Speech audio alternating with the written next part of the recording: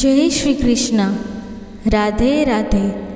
મારી YouTube channel Gujarati જીવનધારામાં તમારું હાર્દિક સ્વાગત છે. તમામ ભક્તોને શ્રાવણ માસની હાર્દિક શુભેચ્છા. આજે આપણે ખૂબ જ પવિત્ર એવી શીતળા સાતમની કથા સાંભળીશું. જ્યોતિષીઓનું કહેવું છે કે માતા શીતળાને પ્રસન્ન કરવા માટે આ દિવસ શ્રેષ્ઠ છે. આ જ કારણ છે કે દરેક વ્યક્તિ આ દિવસે કાયદા અનુસાર માતાની પૂજા કરે છે. એવું કહેવાય છે, જે વ્યક્તિ આ સમય દરમિયાન માતાને પ્રસન્ન કરે છે તે જીવનમાં ક્યારેય કોઈ રોગથી પરેશાન થતો નથી. આટલું જ નહીં, શીતળા માતા રક્તપિત્ત જેવા રોગોથી પણ મુક્તિ આપે છે. પણ શીતળા માતા કોણ છે? આજે પણ એવા ઘણા લોકો છે જેઓ અજાણ છે કે શીતળા માતાના સ્વભાવની ગાથા શું છે, તેમના દેખાવની કથા શું છે. આજે આ કથા દ્વારા અમે તમને શીતળા માતાનો મહિમા શું છે અને તેમની પૂજા દરમિયાન શું કરવું જોઈએ તેની સાથે જોડાયેલી માહિતી આપશું. હવે આપણે શીતળા સાતમ વ્રતની વિધિ વિશે જાણીશું.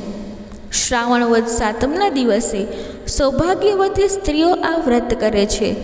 વ્રત કરનાર દરેક સ્ત્રીએ સવારે વહેલા ઉઠી ઠંડા પાણીથી નહાવું, માથું ધોવું અને માટીની શીતળા માતાની મૂર્તિ બનાવી તેની પૂજા કરવી તથા આખો દિવસ ટાઢું ખાવું. પૂજામાં કંકુના ચાંદલા કરવા, ઘીનો દીવો અગરબત્તી કરવી, ફૂલ ગિલોયના વેલા ચડાવવા, દાળ ચોખા ચડાવવા, શ્રીફળ વધેરી દૂધ પાણી ચડાવવું, રાંધણ છઠનું જમવાનું માતાજીને જમાડવું. આ દિવસે ચૂલો સળગાવવો નહીં. મહોલ્લાની દરેક સ્ત્રીએ ભેગા થઈ ઘીનો દીવો કરી શીતળા માતાની કથા વાંચીને સાંભળવી. આ વ્રત કરવાથી ધન ધાન્ય, સંતાન અને સૌભાગ્ય પ્રાપ્ત થાય છે. હવે આપણે માતા શીતળાની પૂજા કેવી રીતે કરવી એ જાણીશું. શીતળા સાતમના દિવસે માતા શીતળાની પૂજા કરવી. પૂજા કરનારે નિત્યક્રિયા પૂર્ણ કર્યા પછી બ્રહ્મ મુહૂર્તમાં ઉઠીને સ્નાન કરવું જોઈએ. બને ત્યાં સુધી પાણીમાં ગંગાજળ ભેળવીને સ્નાન કરો. જો ગંગાજળ ઉપલબ્ધ ન હોય તો શુદ્ધ પાણીથી સ્નાન કરો. આ પછી પૂજા માટે થાળી સજાવવી. સાતમના દિવસે દૂધ, દહીં, પૂરી, ઘૂઘરા વગેરે પ્રસાદ રૂપે લેવું. લોટનો દીવો, ઘઉં, ચોખા, દાન, દક્ષિણા અને ઠંડા પાણીથી ભરેલો લોટો રાખો. ઘરના મંદિરમાં શીતળા માતાની પૂજા કર્યા પછી દીવો પ્રગટાવીને જ રાખો અને થાળીમાં રાખેલો ભોગ ચડાવો. આ સિવાય લીમડાના ઝાડને જળ અર્પિત કરો. શ્રાવણ વદ સાતમના દિવસે શીતળા સાતમના તહેવાર તરીકે ઉજવવામાં આવે છે. આ દિવસે શીતળા માતા, જે શ્રી દુર્ગા દેવીનો અવતાર કહેવાય છે, તેમની પૂજા કરાય છે. શીતળા સાતમના એક દિવસ પહેલાં રાંધણ છઠ ઉજવવામાં આવે છે. રાંધણ છઠના દિવસે એટલે કે આગલા દિવસે જે રાંધવામાં આવે તે જ રાંધેલું શીતળા સાતમના દિવસે ખાવું, જેને ટાઢી રસોઈ કરવી કહેવાય છે. રાંધણ છઠની રાત્રે રાંધણ છઠનું જમવાનું બનાવ્યા પછી જે ગેસ કે ચૂલ્હા પર જમવાનું બનાવ્યું હોય તે ઘરના ચૂલ્હાની સાફ સફાઈ કરવી. સફાઈ કર્યા પછી ચૂલાને ઠંડા પાણીથી ઠારવામાં આવે છે. સાતમના દિવસે રાંધણ છઠનું જમવાનું બનાવ્યું હોય તે ગેસ કે ચૂલ્હાની પૂજા ઘરની સ્ત્રી સાતમના દિવસે કરે છે. લોકવાયકા મુજબ શીતળા માતાજી ઘરે ઘરે ફરે છે અને ચૂલ્હામાં આળોટે છે. શીતળા સાતમના ઘરના બધા લોકો ઠંડી રસોઈ આરોગી ટાઢી કરે છે. માતા શીતળાને દેવી પાર્વતીનું સ્વરૂપ માનવામાં આવે છે. તેમને સ્વચ્છતા અને આરોગ્યની દેવી પણ કહેવામાં આવે છે. સ્કંદ પુરાણમાં માતાના સ્વરૂપનું વર્ણન કરવામાં આવ્યું છે. આ પ્રમાણે શીતળા માતાનું વાહન ગદર્ભ છે. તેમના હાથમાં કળશ, સૂપ, સાવરણી અને લીમડાના પાન છે. એવું માનવામાં આવે છે કે માતા શીતળાની પૂજા કરવાથી ઘરમાં સુખ સમૃદ્ધિ રહે છે અને રોગો અને વ્યાધિઓ દૂર રહે છે. હિન્દુ ધર્મના તમામ ગ્રંથોમાંથી સ્કંદ પુરાણ તેમના મહત્ત્વનું વધુ વર્ણન આપે છે. તેમાં જણાવ્યા મુજબ દેવી માતાનું આ સ્વરૂપ સૌથી ઠંડુ માનવામાં આવે છે. તેની પૂજા કરવાથી તમામ પ્રકારના રોગોથી મુક્તિ મળે છે અને સુંદર શરીર મળે છે. એવું પણ માનવામાં આવે છે કે જે વ્યક્તિ શીતળા સાતમના દિવસે શીતળા માતાની પૂજા કરે છે તેના જ નહીં પરંતુ તેના સમગ્ર પરિવારના રોગો પણ માતાની કૃપાથી નાશ પામે છે. કહેવાય છે કે ઈચ્છા ગમે તેટલી કઠિન કેમ ન હોય, જો તેને સાચા દિલથી કરવામાં આવે તો તે પૂર્ણ થાય છે. જો આપણે તેમના સ્વરૂપ વિશે વાત કરીએ તો તેમના હાથમાં સાવરણી, કળશ, સૂપ અને લીમડાના પાંદડા દેખાય છે અને તેઓ ગધર્ભ પર સવારી કરે છે. તેમના મસ્ત સ્વભાવના કારણે તેઓ શીતળા માતા તરીકે ઓળખાય છે. શીતળા સાતમ શા માટે મનાવવામાં આવે છે? શાસ્ત્રો અનુસાર શીતળા માતાની પૂજા મુખ્યત્વે ચોમાસાની ઋતુમાં કરવામાં આવે છે. તમને જણાવી દઈએ કે શીતળા માતા ભગવતી માતાનું સ્વરૂપ છે. તેની પૂજા કરવાથી એક આધ્યાત્મિક શક્તિ મળે છે, તો બીજી તરફ હવામાનના કારણે શરીરમાં થતા રોગો અને વિકારો પણ માતાની પૂજાથી દૂર થાય છે. શીતળતા પ્રદાન કરતી માતા શીતળા પર્યાવરણને સ્વચ્છ રાખવાની પ્રેરણા આપે છે. એવું કહેવાય છે કે શીતળા માતાનું આ વ્રત સંક્રમણ રોગોથી મુક્તિ અપાવે છે. સામાન્ય રીતે આપણે જ્યારે મંદિરમાં જઈએ છીએ ત્યારે આપણે ભગવાનની મૂર્તિનું દર્શન કરીએ છીએ, પરંતુ શું તમે જાણો છો કે જ્યારે આપણે માતા શીતળાના સ્વરૂપ તરફ નજર કરીએ છીએ ત્યારે તેના સ્વરૂપમાંથી આપણને સ્વાસ્થ્ય સંબંધિત વિશેષ સંદેશ મળે છે. હવે તમે વિચારશો કે કેવો સંદેશ? તો ચાલો જણાવીએ. હાથમાં લીમડાના પાન, સાવરણી, સૂપ અને કળશ એ સ્વચ્છતા અને સમૃદ્ધિના સૂચક માનવામાં આવે છે. તેથી ત્યાં તેમને વાસી અને ખાદ્ય પદાર્થો આપવામાં આવે છે, જેને બાસોડા કહેવામાં આવે છે. તેથી ત્યાં તેમને ચાંદીના ચોરસનો ટુકડો દેવામાં આવે છે, જેના પર તેમનું ચિત્ર બનાવવામાં આવે છે. સામાન્ય રીતે ચોમાસામાં તેમની પૂજા કરવામાં આવે છે. કહેવાય છે કે આ ઋતુઓમાં રોગોના સંક્રમણની શક્યતાઓ વધુ હોય છે. ધાર્મિક સ્વરૂપની સાથે સાથે શીતળા માતાના આ તહેવારનું વૈજ્ઞાનિક મહત્ત્વ પણ છે. એવું કહેવાય છે કે હકીકતમાં આ એક વૈજ્ઞાનિક તહેવાર છે. આ દિવસથી ચોમાસાની વિધિવત શરૂઆત થાય છે. આ તહેવાર સૂચવે છે કે આ દિવસથી વાસી ખોરાક ન લેવો જોઈએ, ગરમ પાણીથી સ્નાન ન કરો, ઠંડો ખોરાક લેવો જોઈએ. કહેવાનો મતલબ એ છે કે આ તહેવારો આધ્યાત્મિક અને વૈજ્ઞાનિકની સાથે અનેક પ્રકારના સંદેશા આપે છે. માતા શીતળાને વાસી ભોજન કેમ ચડે છે? શીતળા માતાની પૂજા દરમિયાન વાસી ભોગ ચડાવવામાં આવે છે. તેનું કારણ એ છે કે શીતળા સાતમના દિવસે ઘરમાં ચૂલો સળગાવવામાં આવતો નથી. તેથી જ એક દિવસ અગાઉથી એટલે કે રાંધણ છઠના દિવસે ભોજન તૈયાર કરવામાં આવે છે અને બીજા દિવસે મહિલાઓ સવારે વહેલા ઉઠીને શીતળા માતાની પૂજા કરે છે. આ પછી માતાને વાસી અન્ન અર્પણ કરવામાં આવે છે. એટલે કે શીતળા સાતમના દિવસે બનાવેલ ભોજન અને ઘરના બધા સભ્યો પણ વાસી ખોરાક ખાય છે. એવી માન્યતાઓ છે કે શીતળા માતાની પૂજાના દિવસે તાજા ભોજનનું સેવન ન કરવું જોઈએ અને ગરમ પાણીથી સ્નાન ન કરવું જોઈએ. કંચનપુર નામના નગરમાં સંયુક્ત કુટુંબમાં સાસુ, દેરાણી, જેઠાણી બધા રહેતા હતા.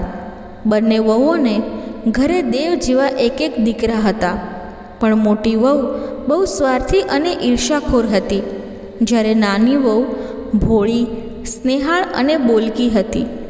શ્રાવણ માસ આવ્યો અને રાંધણ છઠનો દિવસ આવ્યો. સાસુએ નાની વહુને રસોઈ કરવા બેસાડી. વહુને રાંધતા રાંધતા મોડું થઈ ગયું. રાતના 12 વાગી ગયા. ઘોડિયામાં સૂતેલો દીકરો જાગીને રડવા લાગ્યો. આથી નાની વહુ કામ છોડીને દીકરાને લઈને જરા સૂતી, પણ થાકને કારણે તે સૂતાની સાથે જ ઊંઘી ગઈ અને ચૂલો સળગતો હતો. મધરાતે શીતળા માતા ફરવા નીકળ્યા.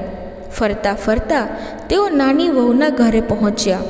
ત્યાં શીતળામાં ચૂલામાં આળોટવા લાગ્યા. શીતળામાને ઠંડક લાગવાને બદલે શરીરે કાળી લાય લાગી. તેઓનું શરીર દાઝી ગયું. આથી ક્રોધમાં ને ક્રોધમાં તેણે નાની વહુને શ્રાપ આપ્યો, જેવું મારું શરીર બળ્યું એવું તારું પેટ બળજો. નાની વહુએ સવારે ઉઠીને જોયું તો તેનો ચૂલો સળગતો હતો અને પડખામાં સૂતેલો પોતાનો દીકરો બળીને ખાક થઈ ગયો હતો. નાની વહુ ચોધાર આંસુએ રડવા લાગી. તેને એ જાણ તો થઈ ગઈ હતી કે તેની ઉપર જરૂર શીતળામાં કોપાયમાન થયા છે અને તેના દોષમાં આવી છે અને માતાએ શ્રાપ આપ્યો છે. એ રડતી રડતી સાસુમા પાસે પહોંચી અને બધી વાત કરી. સાસુ પણ ગળગળા થઈ ગયા અને વહુને આશ્વાસન આપતા કહ્યું, વહુ શાંત થાવ, શાંતિ રાખો. શીતળામા પાસે જઈને તારા દીકરાનું જીવન માંગજે. મા તો પરમ દયાળુ છે, તેની પાસે જઈ આજીજી કરજે. મા જરૂર તારા ઉપર કૃપા કરશે. નાની વહુએ સાસુના આશીર્વાદ લીધા. છોકરાને ટોપલામાં નાખી શીતળામાની શોધમાં નીકળી પડી.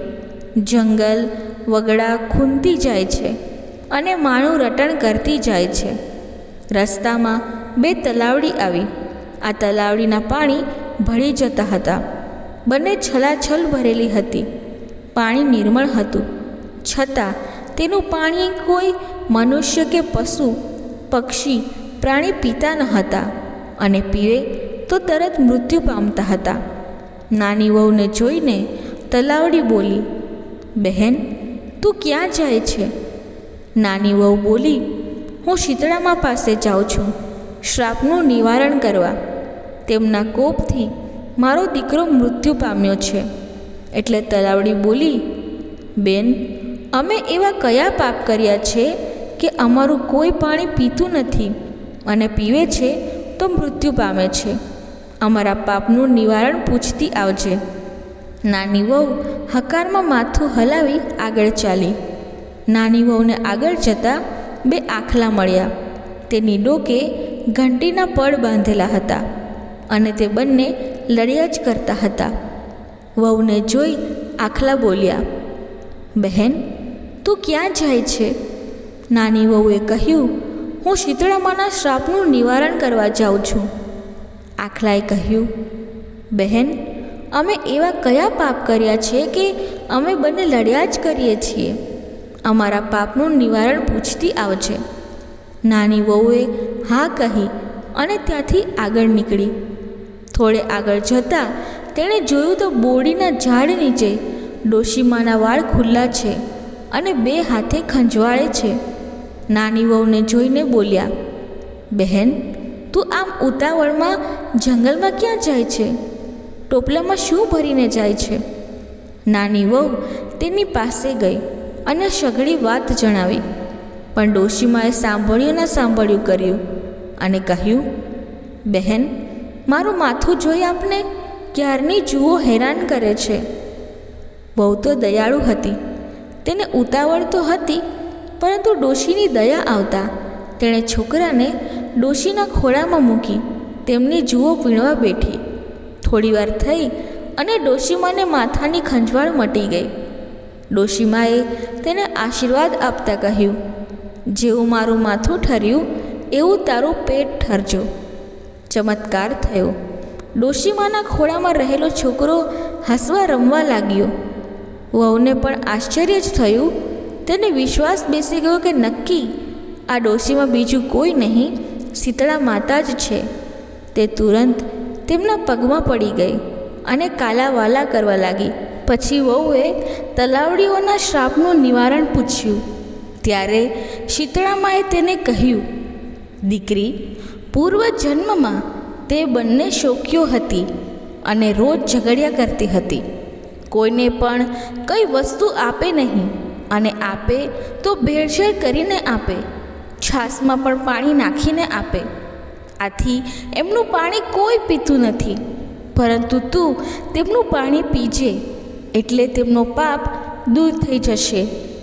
એ પછી વહુએ આખલાઓના પાપ વિશે પૂછ્યું. શીતળામાએ તેનો જવાબ આપતા કહ્યું, દીકરી, ગયા જન્મમાં એ બંને દેરાણી જેઠાણી હતા. બંને સ્ત્રીઓ ઈર્ષાળુ હતી. તે કોઈને દળવા કે ખાંડવા ન દેતી હતી. આથી આ બંને આ જન્મે આખલા બન્યા છે અને તેના ડોકે ઘંટીના પડ લટકાવી લડ્યા કરે છે.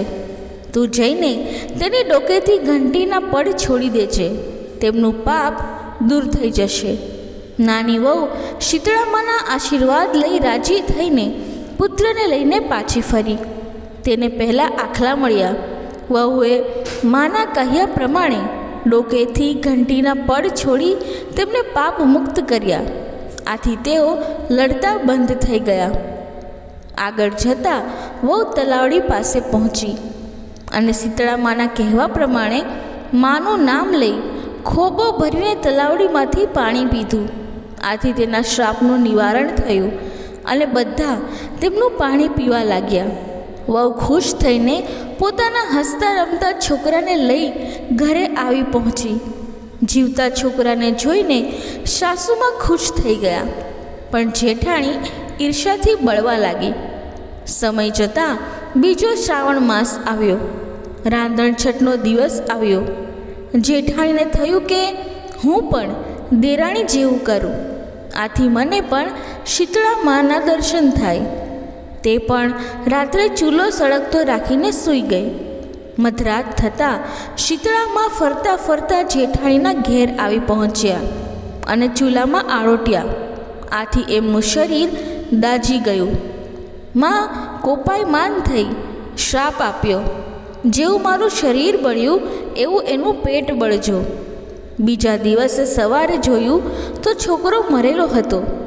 આ બનાવથી જેઠાણીને દુઃખી થવાને બદલે ખુશ થઈ અને તે પણ દેરાણીની જેમ છોકરાને લઈ ચાલી નીકળી. રસ્તે જતાં તેને પણ તલાવડીએ નાની વહુને પૂછ્યું હતું તેમ પૂછ્યું, પરંતુ જેઠાણીએ મોં બગાડતા કહ્યું, તમારે શી પંચાયત છે? જોતી નથી મારો દીકરો મરી ગયો છે, તે હું શીતળામા પાસે જાઉં છું. તલાવડીઓએ કહ્યું, બેન, અમારું પણ કામ કરતી આવજે ને. જેઠાણીએ ધડ દઈને ના કહી દીધી.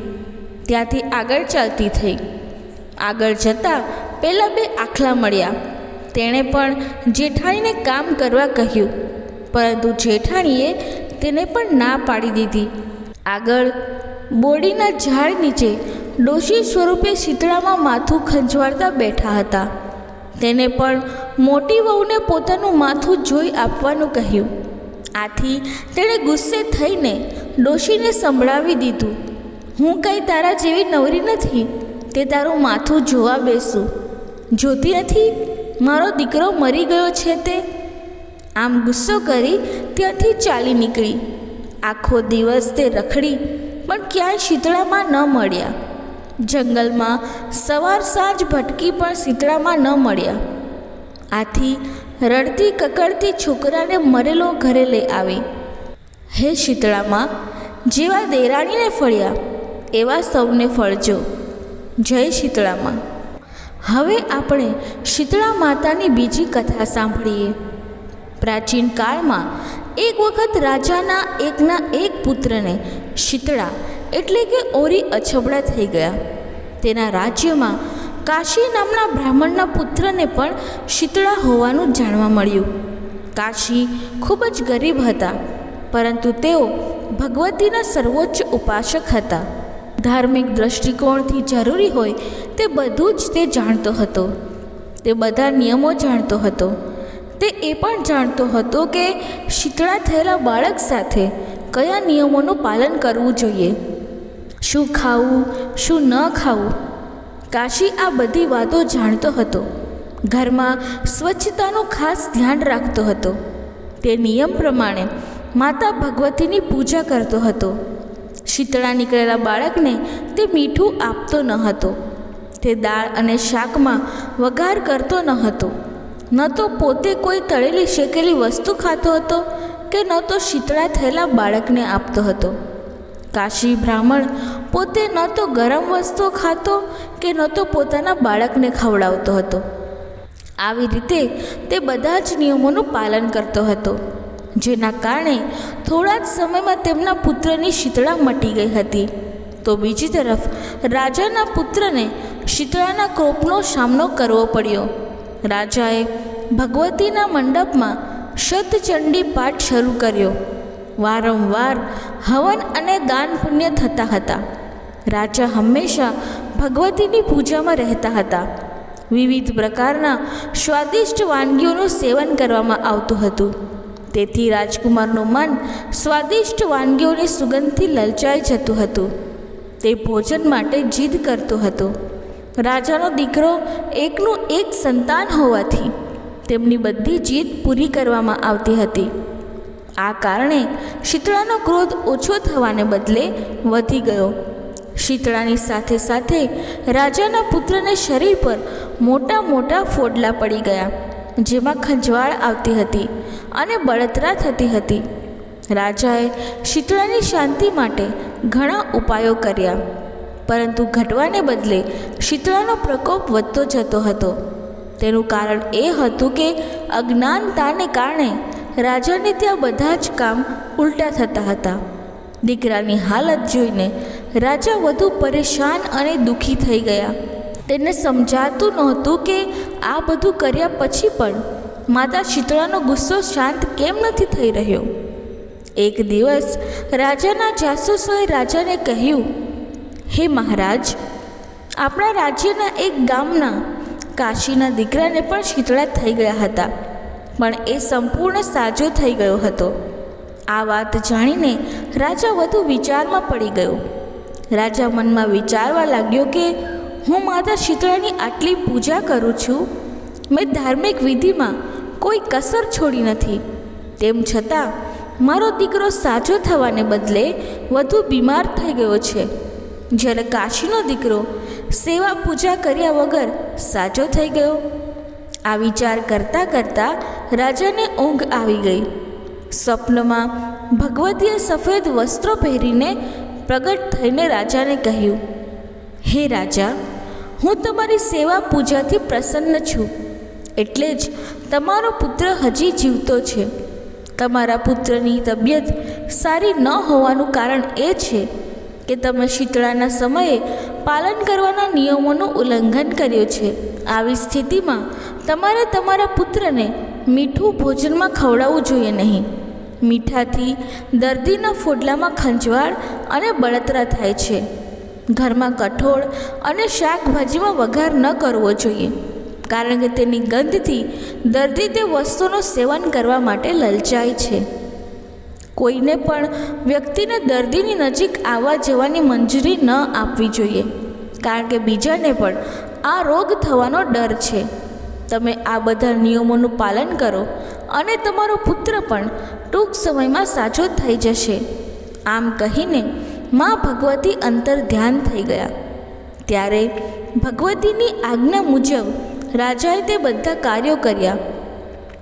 શીતળાના તમામ નિયમોનું પાલન કરીને રાજાનો પુત્ર પણ થોડા જ દિવસોમાં સારો સાજો થઈ ગયો અને તેનું શરીર એક તંદુરસ્ત કંચન જેવું બની ગયું. શીતળાના વ્રત કરવાથી દુર્ગંધ મારતા ફોડલા, ઓરી અછબડા, આંખમાં બળતરાનો રોગ અને શીતળાને લગતા તમામ રોગો મટી જાય છે. શીતળા આવતા બાળક સાથે ઉપર મુજબના નિયમોનું પાલન કરવામાં આવે તો માતા શીતળા પણ સંતુષ્ટ થાય છે અને શીતળા થયેલું બાળક પણ તંદુરસ્ત થઈ જાય છે. તો બધા પ્રેમથી બોલો, શીતળા માતાની જય. હવે આપણે શ્રવણ કરીએ બીજી કથા. ઓદ્રી અને બોદ્રી બે બહેનો હતી. એકવાર શીતળા સાતમના દિવસે ખાનપુર નામના એક ગામમાં બંને બહેનો સ્વર્ગમાંથી ઉતરી આવી. ઓદ્રી અને બોદ્રી બંને શીતળા માતા હતા. તે બંને માતાએ વૃદ્ધ સ્ત્રીનો વેશ લીધો. બંને બહેનો આખા ગામમાં ફરીને ખાવાનું માંગતી હતી.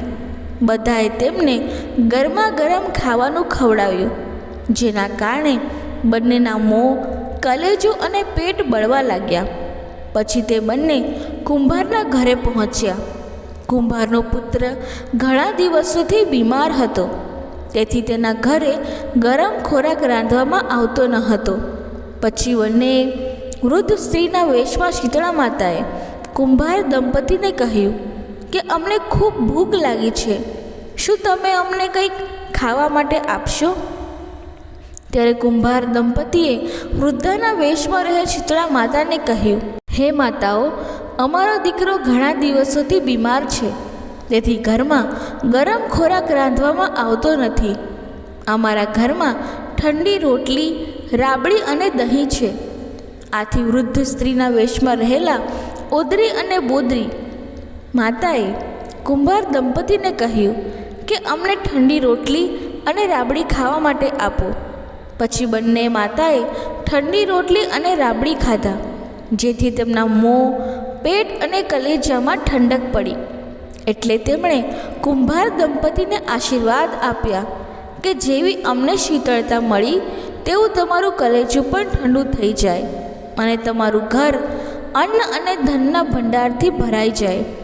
અને જતાં જતાં તેમણે કહ્યું કે આજથી 7 દિવસ પછી આખા ગામમાં આગ લાગશે, પરંતુ તમારું ઘર નહીં સળગે, કારણ કે આજે શીતળા સાતમના દિવસે તમે પોતે ઠંડુ ભોજન ખાધું અને અમને પણ ખવડાવ્યું છે. ઓદરી અને બોદરી માતાએ જતાં જતાં ઝૂંપડીને ઠોકર મારી, ત્યારે તેનું ઘર એક સુંદર મકાનમાં ફેરવાઈ ગયું અને ઘર અન્નધનથી ભરાઈ ગયું. અને તેમના ગયાના થોડા સમય પછી કુંભાર દંપતીનો પુત્ર પણ સાજો થઈ ગયો. આ ચમત્કાર જોઈને કુંભાર દંપતી સમજી ગયું કે આ બંને બીજું કોઈ નહીં પણ ખુદ શીતળા માતા હતા. આમ સમય પસાર થઈ ગયો. 7 દિવસ પછી આખા ગામમાં આગ લાગી, પરંતુ કુંભારનું ઘર સળગ્યું નહીં. ત્યારે ગામના લોકોએ મહારાજને ફરિયાદ કરી, હે મહારાજ, તમારા મહેલની સાથે આખા ગામમાં બધાના ઘરમાં આગ લાગી છે, પરંતુ આ ગામમાં એક કુંભાર છે જેનું ઘર સળગ્યું નથી.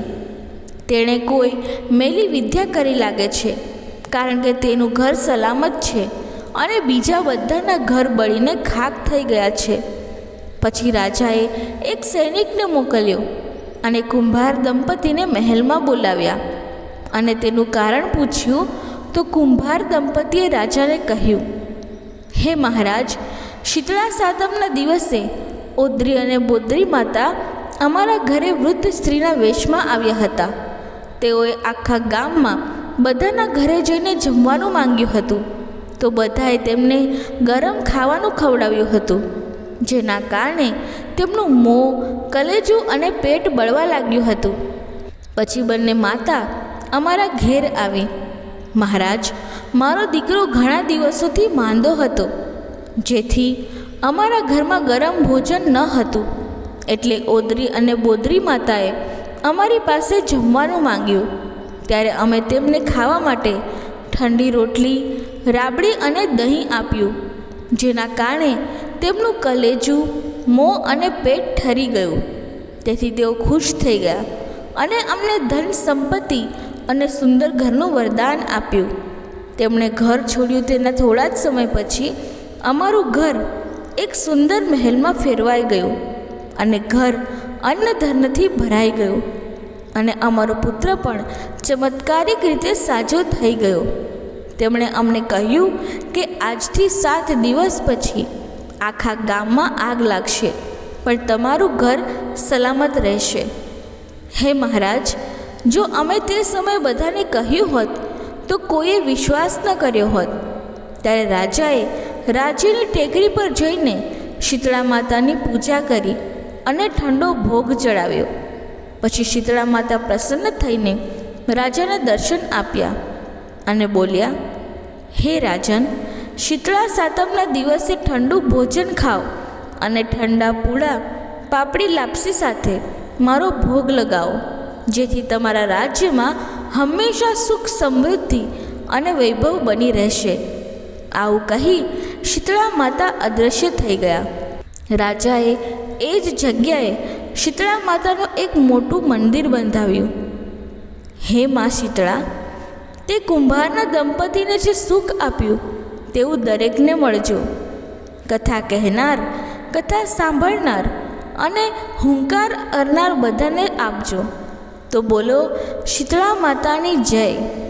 જો કથા બોલતી વખતે મારાથી કોઈ ભૂલ થઈ હોય તો હું માફી માંગુ છું અને આશા રાખું છું કે કથા તમને પસંદ આવી હશે. જો તમને કથા પસંદ આવી હોય તો કમેન્ટ બોક્સમાં જય શીતળામાં જરૂરથી લખજો અને વિડીયોને લાઈક કરી ચેનલને સબસ્ક્રાઈબ જરૂરથી કરજો. ધન્યવાદ. જય શ્રી કૃષ્ણ. રાધે રાધે. જય શીતળામાં.